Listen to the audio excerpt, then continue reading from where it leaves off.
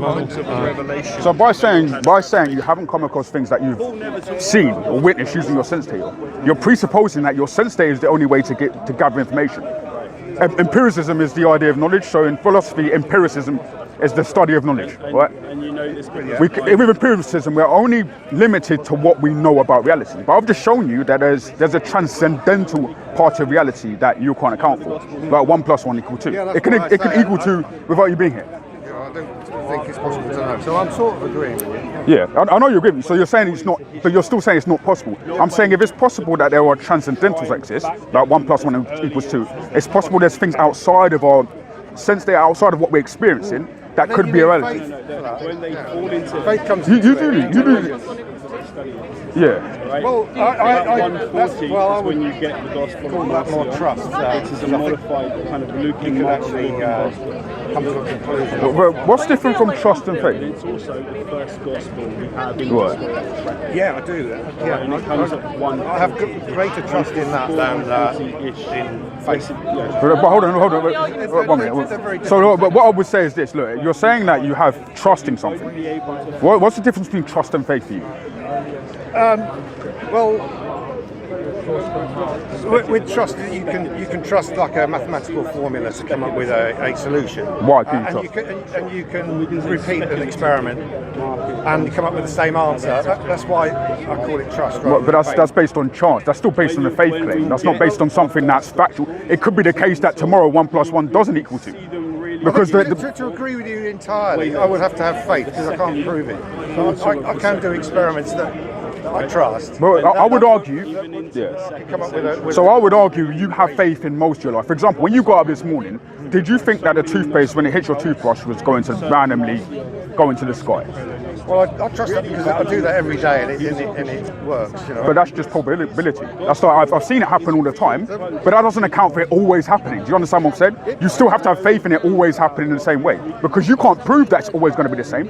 That's why it's till now. So I have trust in that. But I could pray every morning for something, and it may not happen. But then I could argue there's many instances of people praying every morning and it does happen for them. So that's not an argument against my position. You don't understand what I'm saying? When you presuppose the uniformity of nature, i.e. that your toothbrush will always behave the same way with your toothpaste, you're having a faith-based claim about something. Because you're claiming now, based on probability, I can show that this toothbrush will always hit my toothpaste. That's fine, but you can't prove it's always going to be that case. Well, you said that the prayers are always answered, but they're not. Right, so you didn't hear the claim that I just made, did you? Oh, the one you made, you know. Yeah. So me, I was talking about. So I'm talking about the uniformity of nature. You, as a humanist, presuppose the uniformity of nature. The problem is, in order to, you have to have faith that nature is uniform, that things always continue, because you can't show it using science. You can't show me factually, objectively, that your toothpaste will always hit your toothbrush every time you wake up. The thing is, when the day comes along and it doesn't, then I'll have to reassess the science. That's just what. Maybe, but that's a faith-based claim. People thought that the world was flat, and then they did experiments, and oh well, it's not. Right, but that's still a religious claim. You're having faith in science. That's what scientism is. Then, that's what I'm trying to show and you. then later on, Right. people realised it wasn't just curved, it was round. And then people worked out later on, the science progressed. Okay, it's not perfectly round, it's actually spherical. And then many years later, it's not actually a perfect sphere. But we as Christians, so a little bit flat. Yeah, so we as Christians wouldn't deny that science has claims. We're not saying that. And they but progress. So we're not denying the principle of science. What I'm trying to tell you, if you would allow me to finish, because you're not listening. Interrupting me, actually. You're interrupting me right now. I started a sentence and then you got a bit excited and you wanted to say the problem is you're not bringing an argument against what I've said. You're telling me that it's probable these things will happen, but what you're telling me is that you believe in a religion. That's what I'm trying to show you. You believe in a religion of scientism. You have faith in the scientism of God. You may not say that, but that's what you believe in. Because you're telling me that I have faith because I've seen these principles happen over again. But you don't know whether they're going to happen over and over again. You're just telling me they're going to happen over again. That's faith. So you're telling me that I shouldn't trust in the God above. I shouldn't trust in Jesus Christ because that's a faith-based belief and it's incredulous. But we should instead trust science because it gets some testifiable things right, but it gets most metaphysical things wrong.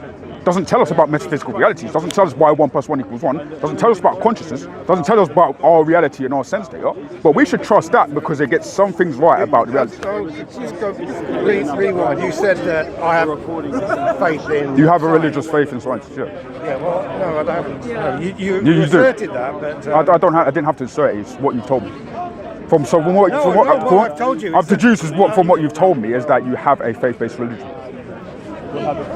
So you've ignored what I said about science developing. Yeah. I understood that science posits quantifiable and researchable data. I'm not denying that, but I'm saying your idea of that's always going to be the case. For example, that your toothpaste is always going to take your toothbrush being the case is not something that you can find objective. You asserted that I believe. So that principle cannot be discovered objectively. Well, I said that if one day comes along and the toothpaste doesn't go on the brush, you say, oh, I didn't have a right, but I could have the same. Of I could say the same. One minute. So I could say the same thing about Jesus.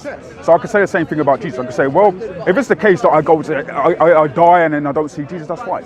But that's still a faith-based proposition. You're telling me, well, if I am proven wrong, then I'm going to die. That's fine. That's honest. I don't deny that. But what I'm saying is, you still have a faith in scientism, the idea that these principles of gravity, the law of nature, will be consistent over time. I'm not asserting it. I'm just telling you how this is. When the evidence changes, I'm willing to change my view. No, you've accepted the evidence you want to hear, but the fact is, evidence isn't just purely epistemic. You're trying to tell me how I think. No, I'm not trying to tell you. Look, hear what I'm saying, yeah? Evidence isn't purely epistemic. If I say 1 + 1 = 2, what am I expositing?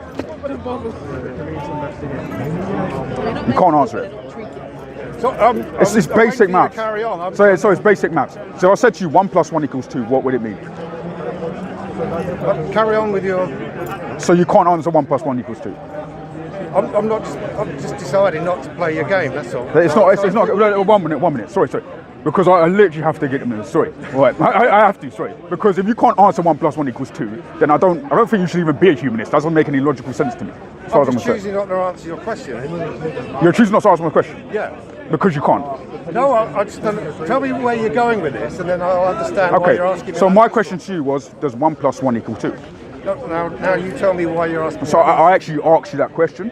Yeah, well, I'm choosing not to answer that. I'm asking you why. Is it because you don't know the question? Explain to me. So I'm asking you a question. Do you not know the question? Jump ahead. You're waiting for my answer, then you're going to say something. So just explain. Well, I'll get to my point. If you agree in a proposition that 1 + 1 = 2, then we can get to the point.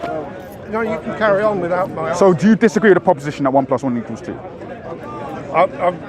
I'm more interested in why you're asking me the question. Do you disagree with it? I just want to know. Is it a yes or no? Simple question. Well, so I'm going to assume that because you're suffice of knowledge and logic, right? I'm going to assume that you don't believe 1 + 1 = 2, right? No. In reality, so I'm answering the question now. So in reality, there are objective truths. There are things that exist outside of us that are called metaphysics. For example, 1 + 2 = 2 is a metaphysical claim. The idea of two objects equaling two objects. So one object equals two objects. This is outside of what is viewed epistemic. We can view one object and other objects, but even if you weren't here, there would still be one object and another object. You get me so far? I'm following you. Right. So that means the principle thereof of 1 + 1 = 2 will still exist objectively, whether you and I are standing here, right? That means there's other bodies of evidence. There isn't just you see it, therefore it's real, because that can't be the case. Because then, therefore, we can say, well, 1 + 1 can't equal 2. It must mean something else. Or how can we know 1 + 1 = 2? Because we haven't experienced all reality yet. For example, you've never been to other worlds. There could be possible other worlds that you've not been to, where 1 + 1 = 5. You don't know this. But I'm talking about pure empiricism now, pure metaphysics, right? 1 + 1 = 2, whether you and I are here or not. And we're saying, look, for God, that's the same case. God is a transcendental metaphysical reality, right? He exists outside of our minds, outside of our conscious realities. He's not bound to scientism. And I'm saying you have a faith in a religious view because you believe in scientism. I know you're saying that, but I disagree that. Well, you're going to have to disprove what I've said. I don't know. Okay. Fred, anyway. Fair, I'll just wrap up. Because there's no point. Right, the guys are wasting time. No, but anyway, look. I'm just gonna say this, look, at the end of the day, like, if you as a humanist deny objective realities, you therefore cannot posit anything truly exists and doesn't exist. You have a faith-based worldview. Like, it's as simple as that. How many times have I explained this to atheists and humanists? The dilemma you have is, if 1 + 1 = 2, then there's objective reality in the universe, things that transcend us that are not in reality. So the fact is, you as a human being can't just claim, well, if I can't see it, it isn't real. That's not an argument. You have to show cohesively, using your own sensator, by the way, because it's the only thing you can use, that it's a fact that 1 + 1 = 2 in all possible realities. You can't show that, therefore your atheism is limiting you. With a God, we at least have a contingent, we at least have a necessary reality in which all things are contingent upon, which makes sense in empiricism. But unfortunately, if you don't have that idea of reality, you fall into heresy. But anyway, yeah.